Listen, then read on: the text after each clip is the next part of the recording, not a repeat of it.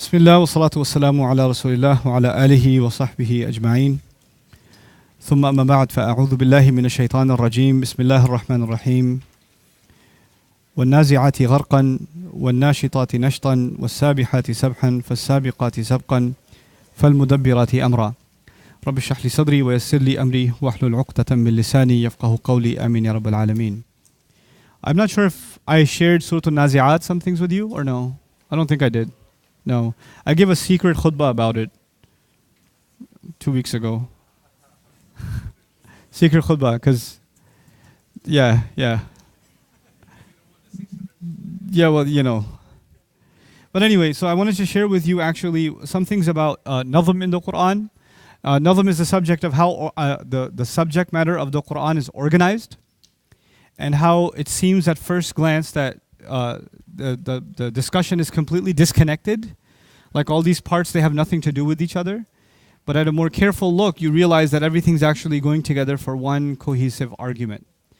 So Surah Al-Nazi'at is like that. It begins with a series of oaths. Allah swears by the things that pull and dive in. Nazi'at, the things that pull, gharqan, as they dive in. وَالنَّاشِطَاتِ نَشْطًا, and they are extremely busy in activity. وَالسَّابِحَاتِ سَبْحًا, he swears by things that swim and sail smoothly. فَالسَّابِقَاتِ سَبْقًا, then they beat each other in the race. They're getting ahead of one another, you know. فَالْمُدَبِّرَاتِ أَمْرًا, they're executing the command. Whatever command they've been given, they're planning and executing it. That's the oath. And we don't know what these things that pull are. Allah doesn't say what they are. He just says they pull and they dive in, right? So you have opinions of the Sahaba of what that might mean. So we'll come back to that. As soon as that's done, there are actually a number of ayat that are about the day of judgment, the day on which the major disturbance shakes you. يَوْمَ تَرْجُفُ الرَّاجِفَةِ تَتْبَعُهَا الرَّادِفَةِ. You know, then another wave of disturbance comes after that. قُلُوبٌ يَوْمَئِذٍ وَاجِفَةٌ, the hearts are, they're trembling and they're terrified. أَبْصَارُهَا خَاشِعَةٌ, the eyes of those hearts are full of awe. يَقُولُونَ أَإِنَّا لَمَرْدُودُونَ فِي الْحَافِرَةِ. Then you get to the next scene where they're questioning, are we really going to get taken back to the ditch? In other words, we're going to be taken out of our graves again. فَإِنَّمَا هِيَ زَجْرَةٌ وَاحِدَةٌ. Or no, إِذَا كُنَّا عِظَامًا نَخِرًا, when our bones are reduced. How can this return ever happen? تِلْكَ إِذًا كَرَّةٌ خَاسِرَةٌ فَإِنَّمَا هِيَ زَجْرَةٌ وَاحِدَةٌ. It's just going to be, Allah then responds, it's going to be one loud explosion, one scolding, and all of a sudden you'll be there in the middle of the dark. بِالسَّاهِرَةِ. Sahir means to spend all night standing somewhere, or stand somewhere not being able to sleep in the middle of the entire night. Now, again, the first subject was some oaths where things are pulling and doing all kinds of activity. Then there was Day of Judgment. Then there's people who question the Day of Judgment. Then all of a sudden there's هَلْ أَتَاكَ حَدِيثُ مُوسَى, did the news of Musa come to you? So, and then more and more and more, like there's other subjects that keep coming, right? So it seems over the course of a page and a half, there's like 6 different things happening. And they seem completely disconnected. But actually, all of this is one very beautifully woven argument. It's actually tapestry in the Quran. The first ayat are actually 2 scenes at the same time. You'll find in Arabic when you have a nazi'at, al-adiyat, al-asifat, etc. This is actually a reference to a different, it compares winds, it compares horses. And most of the time these are scenes of people that are going to attack a village. You know, the Arabs had camps and villages, and you have these raiders that go in the middle of the night, and right before the morning they come and attack this place when everything is calm. And when the riders are coming, they pull on the horse. Those that pull. And when they pull, as they pull, they dive deep into the camp. وَنَازِعَةِ غَرْقًا. And they're busy because they have to loot this tent, this one, that one. وَالنَّاشِطَاتِ نَشْطًا. And they make their attack super quick, and they're smooth in and smooth out. وَالسَّابِحَاتِ سَبْحًا. And as they make their escape, they're not going slow, they're actually racing each other to get away, because they have to get away from the enemy they just attacked. فَالسَّابِقَاتِ سَبْقًا. And then when they're done, they finally execute the command. In other words, they've collected all the spoils and now they're distributing among each other. That's one way of looking at this entire first scene. Yet another way is like the Salaf would describe it, is like the angels that pluck the ruh from the body. You may have heard that before. The angels dive in and they pluck the ruh from the body, right? They pull the soul out of the body. But actually it's both of those scenes at the same time. Let me show you how. Allah Azza wa Jalla is going to describe the akhirah and how it's going to come all of a sudden. You'll have no warning. And the Arab says, what do you mean no warning? And Allah says, let me give you a scene that you can imagine. And the scene is when they get attacked in the middle of the night. Just like the angels will come and start pulling away, and they'll know exactly what to do. And they'll swim through and sail through the skies just like the raiders come and they sail away. And they're going to execute the command just like, these raiders come and execute. And it happens out of nowhere. You don't expect the raiders to come. It's a peaceful, quiet night. And so immediately he switches over. Just like that, all of a sudden the disturbance will come. يَوْمَ تَرْجُفُ الرَّاجِفَةِ. The day on which the disturbance comes. And then another wave comes after that. Just like the attackers, they come in waves. You think the first wave is gone, the next wave shows up. تَتْبَعُهَا الرَّادِفَةِ. And imagine that scene where the village is being attacked, the raiders are attacking in the middle of the night. What's happening to people who are like looking around? قُلُوبٌ يَوْمَئِذٍ وَاجِفَةٌ أَبْصَارُهَا خَاشِعَةٌ. Their hearts are trembling. Their eyes are full of awe. And then the raid is all done. The raid is all done. When it's done, anything of value has been taken away. And what's left on the ground is basically footprints of these horses. Right? You know what the Arabic word is for footprints of the horse? حافرة. يقولون أئنا لمردودون في الحافرة. Which on the one hand means, are we really going to be taken back to our graves or pulled out of our graves and things like that? But the other meaning is, once the village is destroyed, all that's left is these footprints. Why would anybody want to go back? And if they did go back, they would see nothing of benefit. تِلْكَ إِذًا كَرَّةٌ خَاسِرَةٌ. It would be a return that is full of loss. In other words, them questioning Judgment Day, Allah is comparing them with the way they would think about how they would come back after a village has been destroyed. فَإِنَّمَا هِيَ زَجْرَةٌ وَاحِدَةٌ. Then there's going to be a loud cry. The loud cry could be the sur on Judgment Day. نُفِخَ فِي الصُّورِ. But in this dunya, the guy comes back to his village. Everything is burnt. There's shoe prints, the horseshoes print everywhere. What does he do? He cries. And he falls on his knees. فَإِذَا هُمْ بِالسَّاهِرَةِ. And they're spending the entire night crying. Because there's nothing left.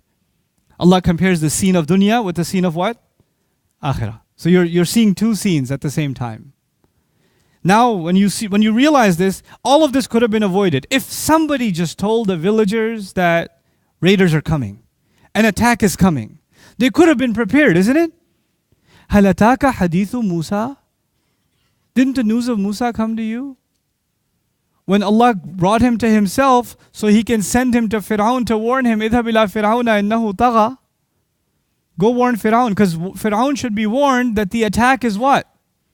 It's coming, take warning. And when you give someone huge news like attack is coming, you should give them some proof. أَرَاهُ الْآيَةَ الْكُبْرَى فَكَذَّبَ وَعَصَى. You showed him the biggest signs, he still turned away and lied. So Allah is now describing that the purpose of messengers is not to destroy nations but to save them. Destruction's already coming. Now the point I made in Surah An-Nur. فَكَذَّبَ وَعَصَى ثُمَّ أَدْبَرَ يَسْعَى. Then he turns away and he starts making other efforts. In other words, you make efforts against the one who warned you instead of making efforts against the attack. فَحَشَرَ فَنَادَى. And he got full of his pride and he started gathering. This is really amazing. This entire scene, this entire warning is a warning about Judgment Day, isn't it? And Judgment Day is when Allah will gather people. But Fir'aun decides he wants to have his own hashr. فَحَشَرَ.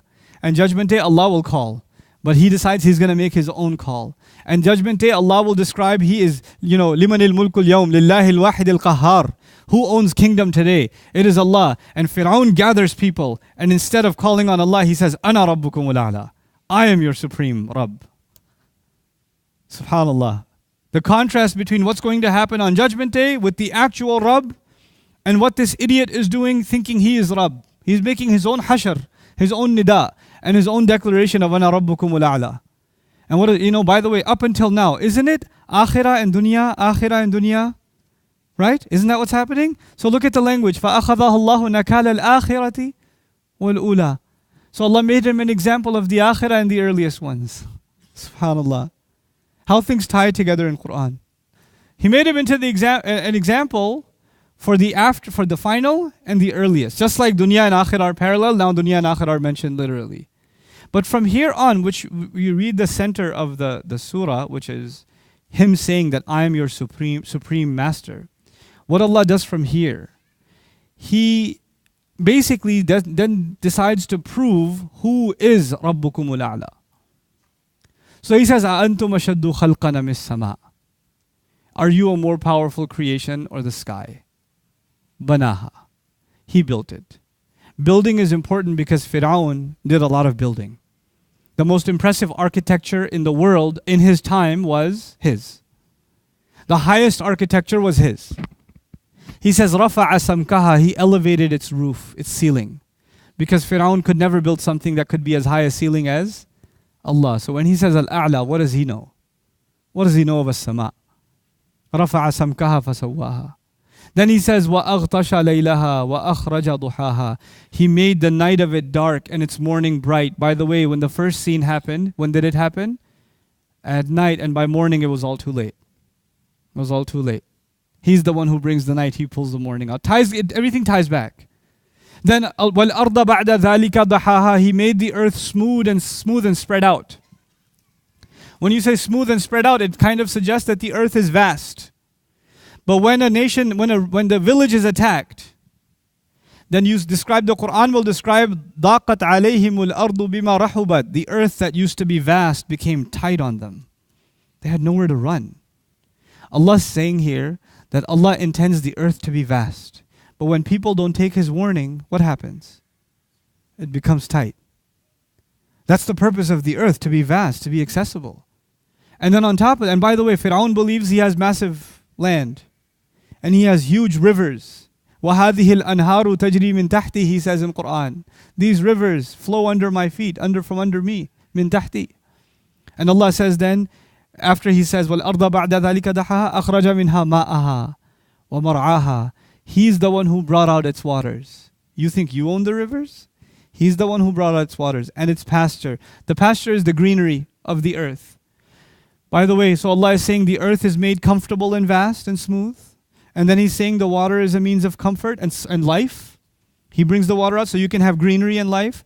But in the case of Fir'aun, the earth became tight and the water was not a source of life. The water became a source of death. In other words, the things that Allah created as ni'mah in this world, if you don't approach them properly, are the same things that will be your death. Those same things. The same ni'mah will be your poison. وَأَخْرَجَ مِنْهَا مَاءَهَا وَمَرْعَاهَا. I love this ayah. وَالْجِبَالَ أَرْسَاهَا. And the mountains, He planted them down. Irsa is actually used when you plant a peg for a tent. You know the big giant nail for a tent? That's irsa, when you nail it in. He says He planted the mountains down. Now some people get obsessed with the science of these ayat and how mountains were formed. Look, that's not the subject of the ayah. You know what the subject of the ayah is? If you look at the architecture of the pharaohs, they tried to mimic the mountains. They tried to make it look like mountains because mountains are a symbol of power. Okay? But when they built these mountains, their own artificial mountains, these pyramids, they had to go from the bottom up. So to get higher, you start at the bottom and you keep building up. Allah's architecture, mountains which are much taller than any of these pyramids, He doesn't have to build bottom up, He drops them down. Who is Al-A'la? You see? وَالْجِبَالَ أَرْسَاهَا. It's so incredible, like the language is so powerful. How Allah is responding to the arrogance of this person. Then He says, مَتَاعًا لَكُمْ وَلِيَنْعَامِكُمْ. This is good for you, means of sustenance for you, things for you to enjoy, and your cattle. فَإِذَا جَاءَتِ الطَّامَّةُ الْكُبْرَى. Then finally, when the greatest calamity strikes. By the way, al-kubra, second time. فَأَرَاهُ الْآيَةَ الْكُبْرَى. فَإِذَا جَاءَتُ الطَّامَّةُ الْكُبْرَى. Why? Because he was shown the greatest signs, so he could warn himself, take warning of the greatest calamity.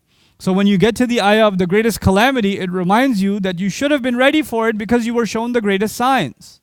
فَأَرَاهُ الْآيَةَ الْكُبْرَى يَوْمَ يَتَذَكَّرُ الْإِنسَانُ مَا سَعَى. The day on which the human being will remember full well all the efforts he used to make. By the way, sa'a the second time. We've seen, ثُمَّ أَدْبَرَ يَسْعَى.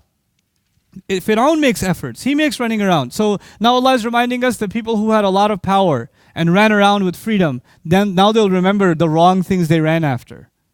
And the parallel is made with Fir'aun. وَبُرِّزَتِ الْجَحِيمُ لِمَنْ يَرَى. It's so awesome. Jahim is brought forward for whoever wants to see. By the way, do we want to see Jahim? No. The thing to see is what Allah's messengers show you. فَأَرَاهُ الْآيَةَ الْكُبْرَى. They came to show you so you could see. They could make you see the biggest signs. That's what you want to see. So you don't have to see Jahim. Because if you don't see these ayat, then you'll have to see Jahim. You're going to see one way or the other. وَبُرِّزَتِ الْجَحِيمُ لِمَنْ يَرَى. Then, فَأَمَّا مَنْ طَغَى وَآثَرَ الْحَيَاةَ الدُّنْيَا فَإِنَّ الْجَحِيمَ هِيَ الْمَأْوَى.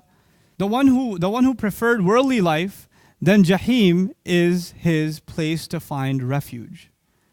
It's amazing, the word refuge here.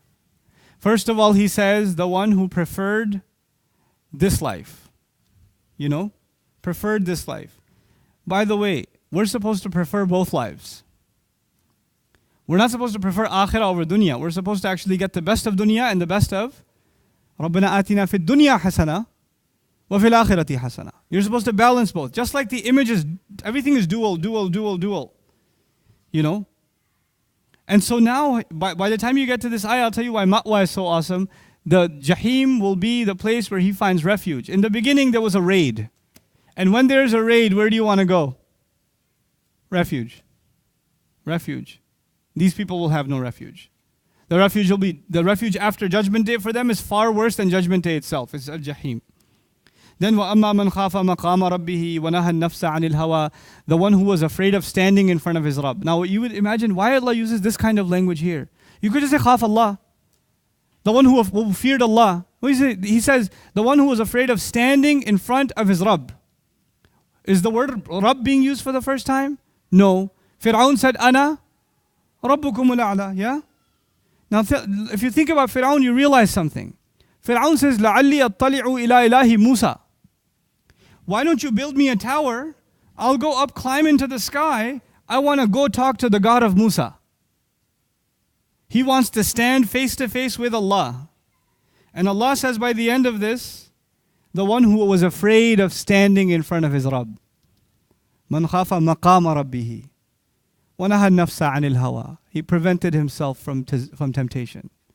فَإِنَّ الْجَنَّةَ هِيَ الْمَأْوَى. Then Jannah is his final place to find refuge. By the way, interestingly enough, no other nation that I know of in Quran, Allah describes their nation as Jannat, except Fir'aun. كَمْ تَرَكُوا مِنْ جَنَّاتٍ وَعُيُونٍ مِنْ جَنَّاتٍ وَنَعِيمٍ. Oh my God. وَنَعْمَةٍ كَانُوا فِيهَا فَاكِهِينَ. The kind of description you get in the Quran of Jannah, the only other group that I know of in Quran that Allah will describe their assets, like He's describing Jannah itself, is the Egyptians, is the pharaohs. When they were drowned in the water, Allah said about them how many gardens they left behind, how many blessings, how many luxuries that they used to enjoy and smile over. Those words that are used to describe what they left behind, other than Fir'aun's assets, other than the Egyptian assets, the only time you find those words is for Jannah. It's amazing.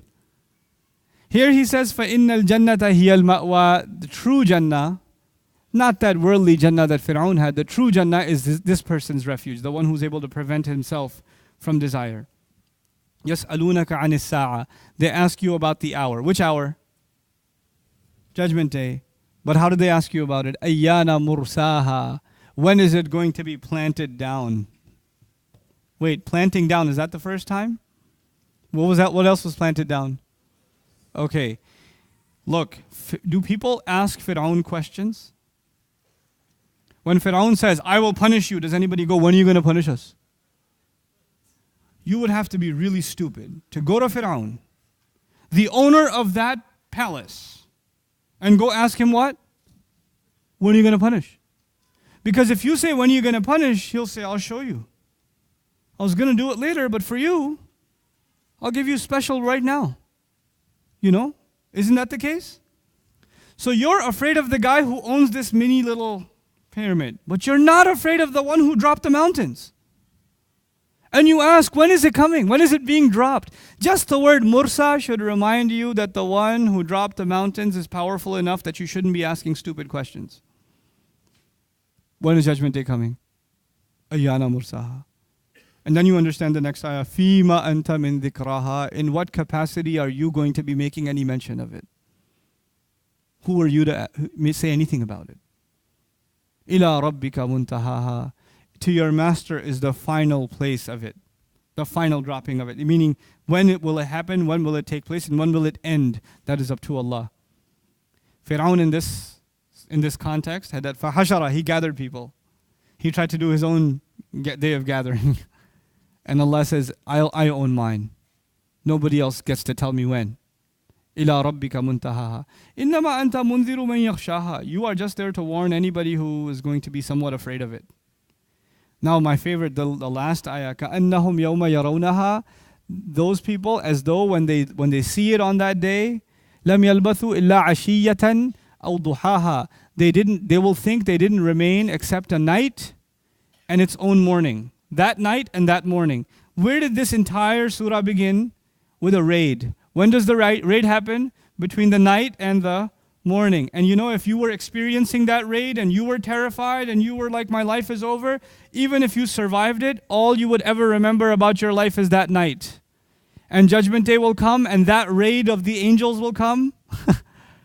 And people will be pulled out of their, like people are sleeping in a tent and they always say, oh, what's happening? What's happening? People are going to be sleeping in their graves. And what's happening? What's happening? Looters come into the tent and pull you out. And angels are going to come into the grave and yank people out. This is what's going to be happening. And when that happens, they're not going to remember anything else about their life but what? That night. That's all they'll remember. كَأَنَّهُمْ لَمْ يَلْبَثُوا إِلَّا عَشِيَّةً أَوْ ضُحَاهَا. How both of those images are just kind of fused back together by the time you get to the end of the surah. It's amazing. It's just absolutely mind-blowing how Allah Azza wa Jal speaks. The problem is you can't capture the majority of what I just said if you just read what? If you just read translation. You just can't. And I told you there's a tipping point in the surah when he says, أَنَا رَبُّكُمْ الْأَعْلَى. Professor Neil Robinson, when he was doing his study of the analysis of the surah, Professor Neil is now Muslim, mashallah. Great scholar of the Quran, really just incredible scholar. He was an Orientalist who became Muslim. And he, what he discovered when he talked about أَنَا رَبُّكُمُ الْأَعْلَى being the central ayah of the surah, where everything shifts about Allah to the second half. Same number of syllables from beginning of the surah to أَنَا رَبُّكُمُ الْأَعْلَى, and the same number of syllables from there to the end. Not words, syllables. Syllables. Perfectly centered. أَنَا رَبُّكُمُ الْأَعْلَى. SubhanAllah. That's the message that is actually being taught. Don't be like Fir'aun. The arrogance of Quraysh is like the arrogance of Fir'aun. Don't just think you have to have those castles and that power to be that arrogant. You could have nothing and be like Fir'aun. You could be like that, subhanAllah. May Allah Azza wa Jal give us a correct understanding and a better and better appreciation of His perfect word. Barakallahu li wa lakum. Assalamu alaikum wa rahmatullahi wa barakatuh. Thanks for watching, guys. I hope you benefited. I'd like to encourage you to actually embark on a comprehensive journey into the Quran. I've done a video translation and explanation of the entire Quran. It's called Quran Cover to Cover. I'd like you to check it out on Bayyinah TV. Just do a little bit of it every day, and before you know it, you'll have gone through the entire Quran in translation with me. Hope you can take part. Assalamu alaikum wa rahmatullah.